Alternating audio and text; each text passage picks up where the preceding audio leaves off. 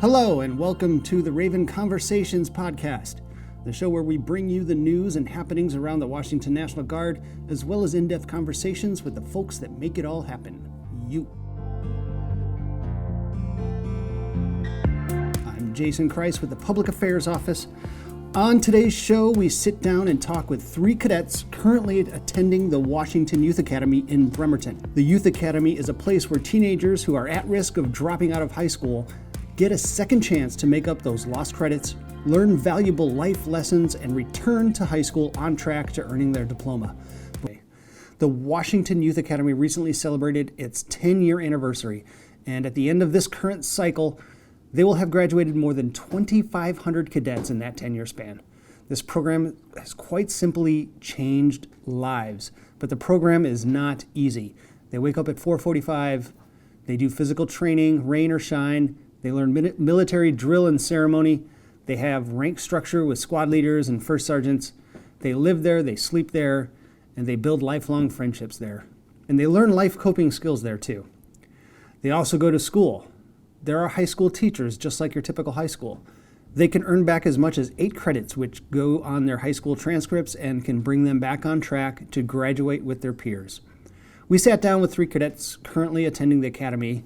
You will hear it directly from their mouths, what it's like there and how they feel about the school, how they feel about the Cadre who provide the fair but tough love, and just how much the Academy has put them on the path to living a productive and goal-oriented life. Be sure to check out the show notes. I will post a link to the Academy's YouTube page where you will find many videos showing life at the school. If you know of a teenager who you feel is a candidate for the program, I will include a link to their website where you can learn about the application process. I hope you enjoy the conversation as much as Sarah and I had recording it. These young men and women are truly an inspiration and have overcame so many obstacles just to be where they are today. Welcome. Hello. So we're here at the Washington Youth Academy in Bremerton, Washington. In case anybody doesn't know what that is, it is a school where at-risk youth who are at risk of dropping out of high school can come to regain those credits that they may lose. And it is a quasi-military environment, so that means there is a lot of discipline, there's a lot of exercises, there's a lot of life lessons, strict schedule, exactly. So that's what it is, but we got a couple of cadets here who are going through it right now, and they're, what do you say, you're around what week? 17? Week 17 out of 22, right? You can see the tunnel, right? So we're just going to talk with them, and we're going to get their experiences from their point of view about life at the Academy and how it's going. So if I could, let's start from my left to your right. Your name and just introduce yourselves. Okay, so my name's Oscar Olvera. I'm from Moses Lake, Washington. And yes, that's pretty much it. My name is Anthony Diaz. I'm from Renton, Washington. My name is Amy Crigger. I'm from Spokane Valley, Washington. So we're on week 17. Let's just right off the bat, let's get it from you. What has your experience so far been like? I wouldn't say it's easy. Very challenging, but you can overcome it for sure. The schedule very tight. Have to get everything done. Time managing, just getting your job done, having responsibilities, very important here. Making sure you get it done. So it's pretty much it's tough. You guys have the same experience? See, you're based off, they count every minute you have. Basically, you have time where you can, where you're able to take breaks, have your own time to yourself, write letters, but most of the time during the day is accounted for by the cadre. What kind of set you guys behind in high school, and how did you, let's talk about the history a little bit. What was going on in your life, and how'd you end up here? This disrespectfulness, not going to school, coming to school late, skipping school, getting behind in credits. And what was the application process like? I mean, like, how did you apply? It was long. It was very long. I believe I was going to apply 2 cycles before this, or a cycle before this, but I just kept changing my mind. But it's a longer process, I would say, and you have to come to a day zero or on-site assessment to even get into it. So you're not a for sure, even though you apply, you're not a for sure candidate for it. Okay. What was that process like? You came here, and we call that the day in the life, right? Day in the yes, life. sir. I came with the boys. Yeah, it was so hard the first day. It's just pretty much getting to know what it's going to be like every day. And as we got there, we were all dressed up and didn't think they were going to work us out, but they were yelling at us and kind of, hey, get your life together. It was tough, and there was people next to me like sweating, and it was really tough. Fast paced, everything. What they do? What was? Just There was a lot of running and back and forth, and then push-ups and toe-the-line drills and things like that. yeah, they were just. We got there, and the cadre come out, and they were like, let's go, move it. I was just really confused. I was like, where do I go? They're like, come here. And we were like 2 seconds too late, and so they had us reform, go back, and do it all over again. It was tough. It was really tough. Wow. Sounds like the first day of basic training. That's Pretty much. That's pretty much how it is. Yeah. Yeah. Basic Army training. Yeah. Your first day, you go and they just yell at you, and you pretend like you know what to do. It was Yeah, that's pretty much it. pretty much a day to find out whether you really want it or you don't. Now that you've been here, though, was that day in a life accurate? Is it like an accurate depiction of what it's actually like? No, it was way harder than anything that this place has to offer. Yeah. It was way harder. They're trying to scare you off, right? It Make was- you Yeah, really they were wanna trying to come. see who was like toughest and who actually wanted to be here. Right. I think it was kind of similar to some days in my platoon, in the platoon I'm First in. platoon. It's just, we have really tough cadre, so it's similar at times, but they just want to test you to see if you're like if you push yourself and able to cope with it to just keep moving forward. Or if you're gonna break. If you're committed, right? They want to make sure you're committed too. Yes, ma'am. Awesome. Have you guys seen anybody break and fall out? All the time. People have meltdowns. They get mad, argue, yell. They always come back. Yeah, tell me about life in the barracks, or like in the base. That you got 50 plus people on each floor in one room, and you guys got a 48 now. 48. Oh, so people are dropping out. People are dropping out. Some So people got hurt. yeah, actually. people don't know that these students can leave anytime that they want. They don't have to be here, so they can leave and they can drop out anytime. So, anyways, yeah, what's life like in the bays? It's a controlled chaos, I would say. It can get pretty loud, but usually when we're in the bay, we're either prepping, cleaning, or we're doing something to prepare us for the rest of the day. So it can get kind of loud, but it should be quiet. But I think it's pretty organized at times, but some people don't follow through with it. What about the female base? Oh my goodness.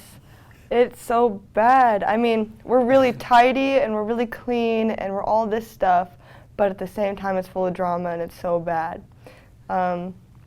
We come at each other like we're it's Like your family, right? it's worse than that 'cause I've never felt like this with my family.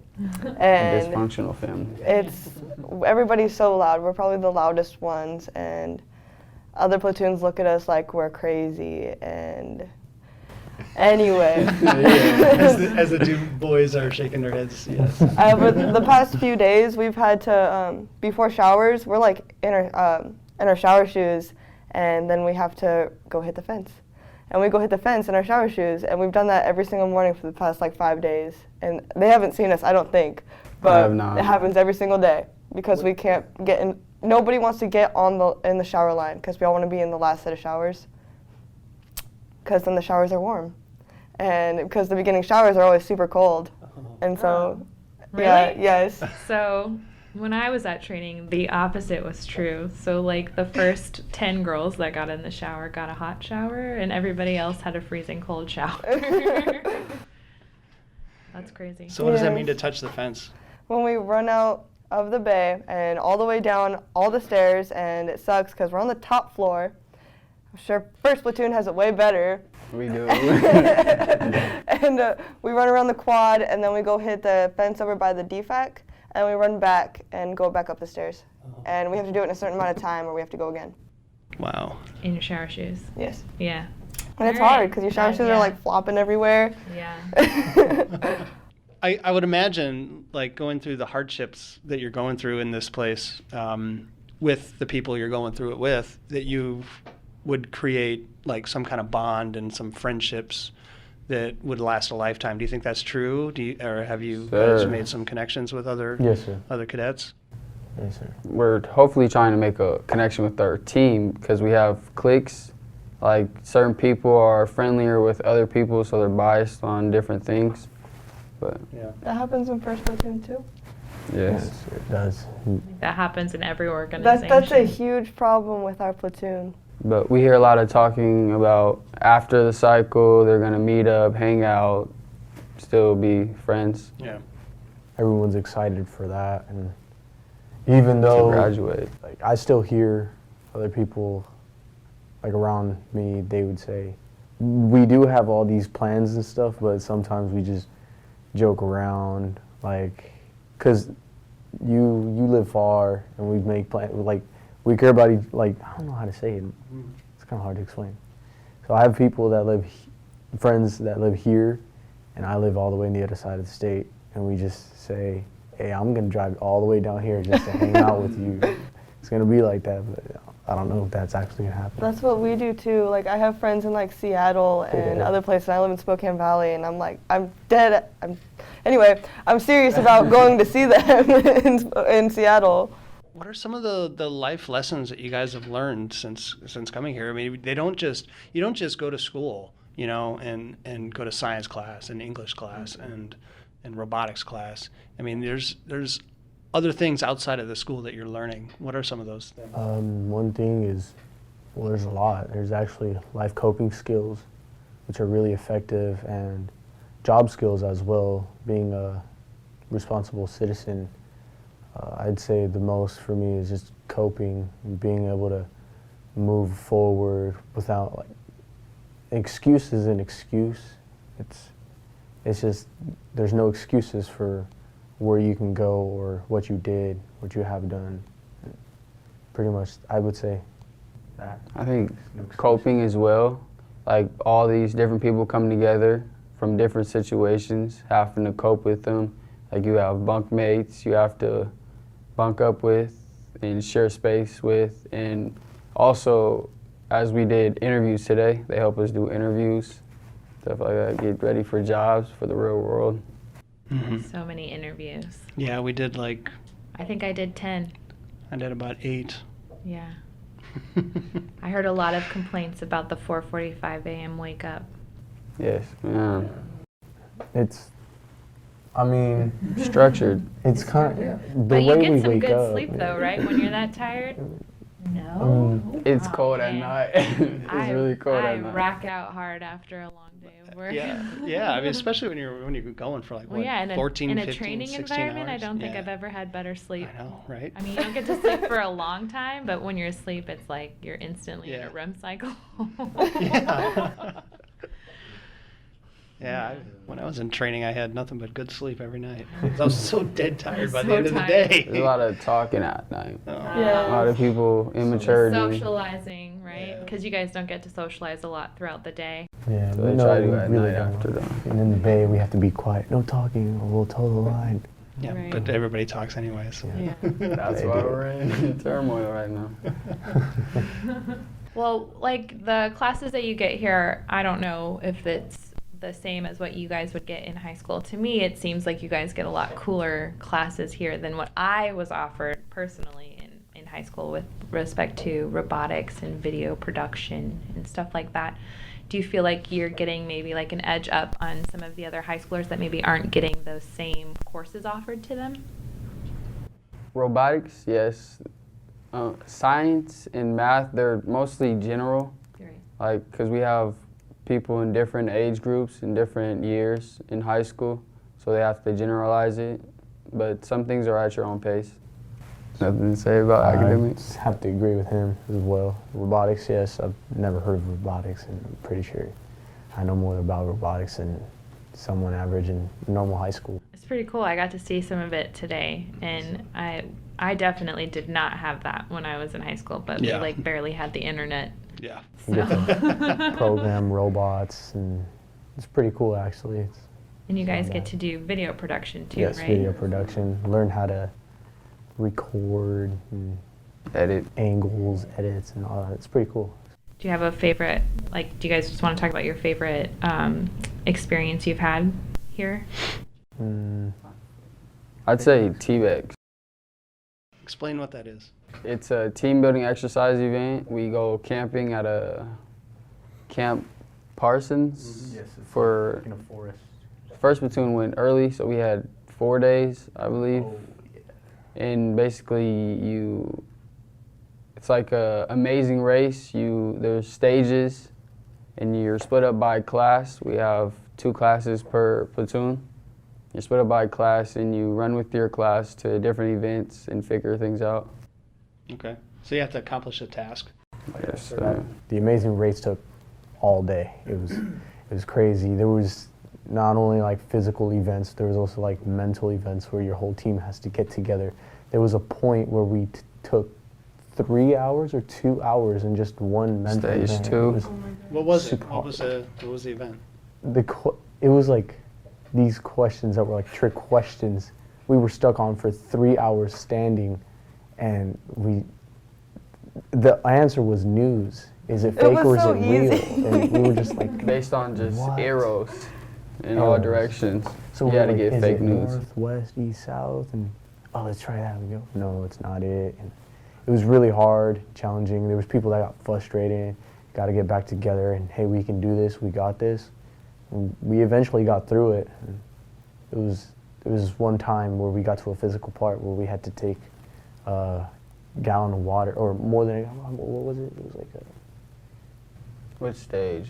The water run. the water run, where we had to hold this, like, I don't know how to explain it. It was like more than a gallon though, and it was like mine was broken, so it was dripping all over water, me, yeah. and I had to. It was crazy. It was tough. It was tough. I have a lot to say about T-Bex. Yeah. So The floor is yours. even though first platoon had an extra day and they had all this time to prepare for T-Bex, they ended up in like second to last place. I'll be honest here. My group, Class Foxtrot, is obviously the best because we won. We won, basically. I mean, Delta just, they knew the answer before they got there, and we had to sit and think for 2 seconds, and they won. But we ended up in second place, and it was the coolest thing ever. I don't know if you guys noticed, but we had cool war paint. It was cool. I was wondering where you guys got that from. It was from the med station with the charcoal, and we just like got it wet with our canteens and we put it on our face, and that was how like everybody knew we were Class Foxtrot. And it was a lot of fun, and our class was so upset, and like a few of us cried because we lost, but we were almost there. And then later at Fear Factor, I was like, guys, I can eat anything. I can do this. And so they picked me, and it was raw octopus. I remember that. And I didn't know what the texture would be like or anything It's like chicken. that. It tastes like rubber chicken. It was so bad. I put it in my mouth, and I kept trying to eat it, and it was so bad. It was like slimy, but at the same time it was like hard and chewy. It's super chewy. And I yeah. couldn't swallow it, and I just kept shoving it down my throat, and I ended up puking like everywhere. It was so funny. I didn't see anybody like do anything, but I guess a few girls left because I had my eyes closed the whole time, and I guess like everybody was like on the edge of their seats watching me because it was really I bad. totally would have won that Fear Factor. I like raw octopus. And we had like all the girls got to put their hair in a ponytail, and I felt really cute because I got to put my hair in a ponytail for once. And As opposed to a bun. Yeah, I hate my bun. I hate it. And my bun isn't even the color of my hair. It's black because I lost my other one. So, yeah, it's tough, and things are tough here, but, you know, we work to get things how we need them, and, yeah. It sounds like Get it you really done. did build a team, though, at your T-Bex. Yeah, I mean, kind if you of. guys were so Foxtrot is a team, into but it, yeah. Echo was second to last place. They were right behind Charlie. Yeah. First platoon, Wolfpack, we finished as a platoon. So I think one came in third and the other came in fourth, right behind them. So we were the first to do that. So even though first You platoon were had first place entire platoon. yes, Okay. yes. I yes. got Even it. though we have two different classes, we finished together as a platoon instead of a class. That's something to be proud of, guys. That's some good platoon pride right there. Yes, ma'am. Yes, ma'am. Well, how did you guys enjoy the interviews today? I mean, we sat there, we interviewed, we got to talk to quite a few of your peers. How did you guys enjoy them? Thought it was really good. I liked it. I felt confident going into it. She asked questions that were not on the paper, That's good. which I was like, oh, okay. But, I mean, I answered them correctly. She said I did great.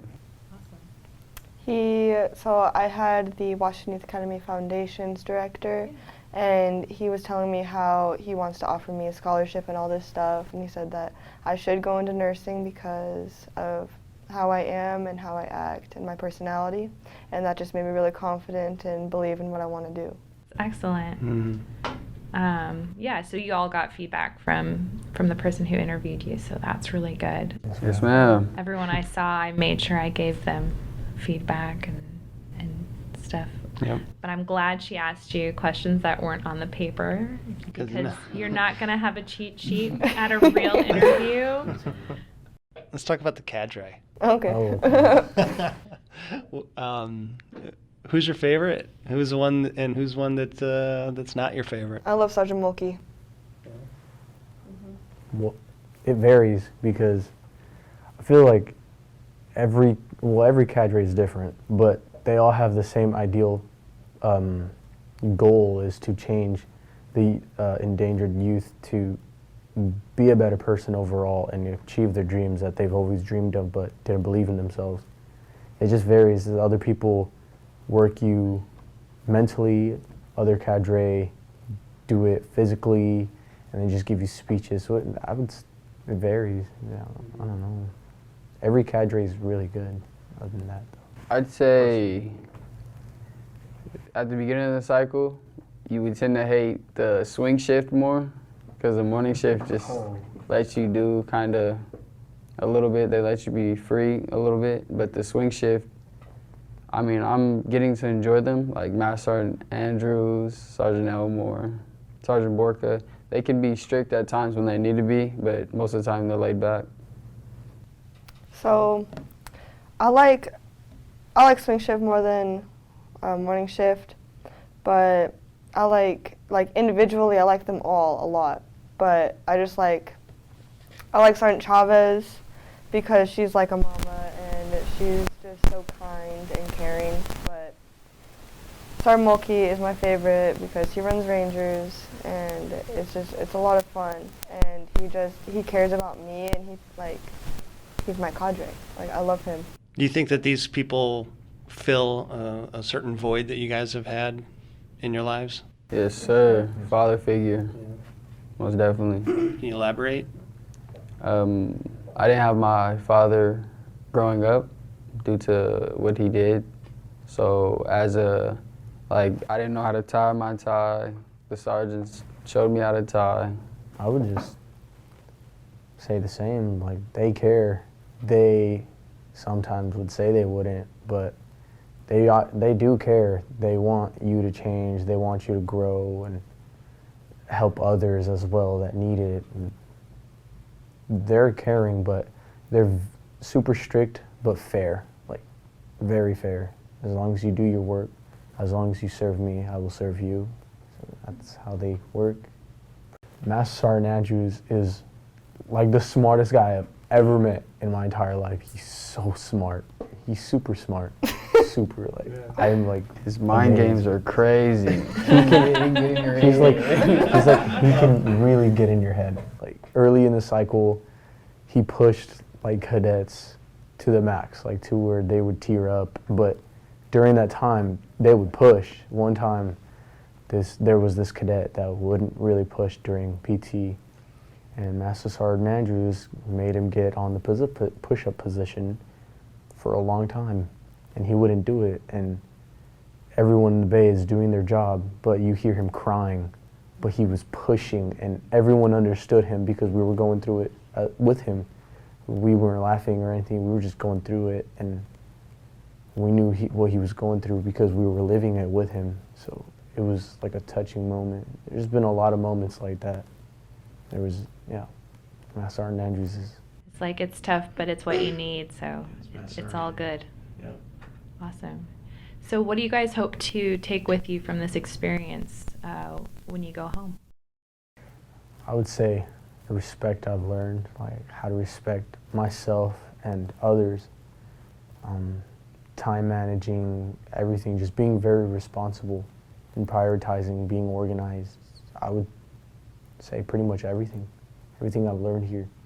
That's what I was gonna say. Everything, the notes I've taken with all the speeches, quotes they've given us, the planning, organization, that'll help a lot. I'd say skills and the knowledge they gave us, and just the hopefulness in life. And when they say that we can do it, I want to believe that I can and take that from the academy and put that into my life in the future. Awesome. Do you guys have any regrets about coming here? No, sir. No, sir. No, never. Mm-mm. Come on in. Is it running late? Yeah, I gotta get the chow. All right, well, we'll finish up. Yep. Any last words? I would say overall, before I came here, I had a dream, but I never followed through. I followed my friends that I thought were, and here I learned to follow my dream and just continue working. And the cycle is tough. Every day is a challenge, but you learn how to cope with it, move forward, and just to grow up and be a young adult. And I could never be any more happier. Thank you to all the Cadre. Just want to thank them. I'd say it's worth it. If anybody's struggling right now and need help, to come here. I mean, it sounds like a long time, 5.5 months, but it flies by. Yes, it does. Already on week 17, going on 18. I'd say this is the best decision that I've ever made, and I think it has saved my life. And I do not regret coming here, and I really appreciate all the Cadre for pushing me through this. And I want to thank all the girls that I've gone through this with and fighting every day with. I love them. I just want to let you know that you guys have really inspired me. Like every time I come here, it's just an amazing experience. It's okay. It's okay. It's all good. Walkie-talkie situation. Yeah. But yes, every time I come here, it's just a new and amazing experience. I learn how to be a better human being just by learning from young kids like you going through this kind of thing. It's really, really inspiring. Just want to say thank you for taking the time, Yes. and that keep on keeping on. Thank you, you, sir. sir. Thank you. And I just wanted to say, like what I told every single cadet I saw today, you guys are doing an amazing job, and I wish you the best, and I hope that you get those goals that you set out. Thank you, And I ma'am. mean Thank you, that. ma'am. All right? Thank you. Thanks for your good work. Yes, ma'am.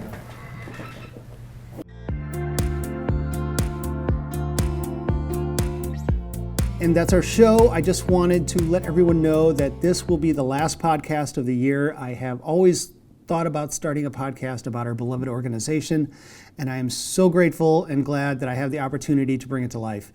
I've heard people referencing it in normal everyday conversation, so I know people are listening to it. Thank you to everyone who shares it. Please rate us on iTunes. And as always, send me your ideas, your thoughts, your feedbacks, whatever. Just make sure it's productive. I don't want to hear all the negative stuff. Have a Merry Christmas, Kwanzaa, Hanukkah. Enjoy time with your families, and we'll see you in 2019.